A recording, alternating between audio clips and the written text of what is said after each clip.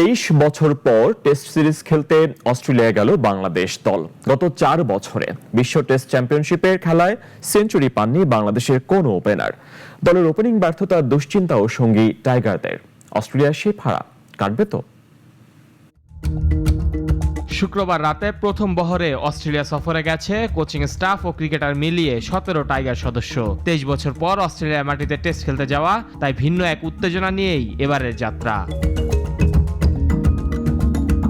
যদিও চোট সমস্যার কারণে দলটা সাজাতে একটু সমস্যাতে পড়তে হয়েছিল নির্বাচকদের, তবে টাইগার দলে তার চেয়ে বড় সংকটের কারণ ওপেনারদের ফর্ম।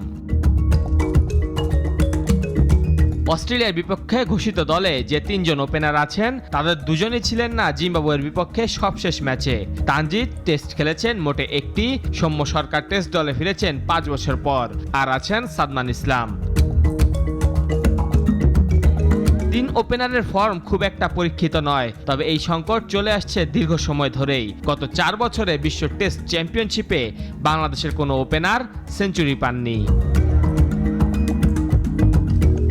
একটা সময় ওপেনিংয়ে দলের ভরসা ছিলেন তামিম ইকবাল, তবে তার অবসরের পর এখনো কেউ থিতু হতে পারেননি সেই জায়গায়। গত 2 বছরে উদ্বোধনী জুটিতে সংকট আরও বেড়েছে।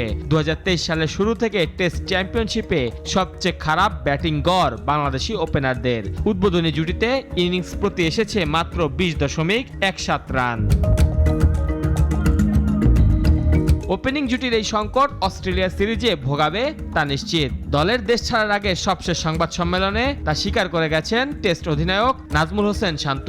ওপেনিং নিয়ে অনেক কথা হয়, কারণ হয়তো এরকম কনসিস্টেন্ট পারফর্ম তারা করে না, বাট ওপেনিং পজিশনটাও অনেক কঠিন, এটাও বুঝতে হবে। সবসময় অনেক চ্যালেঞ্জ থাকে।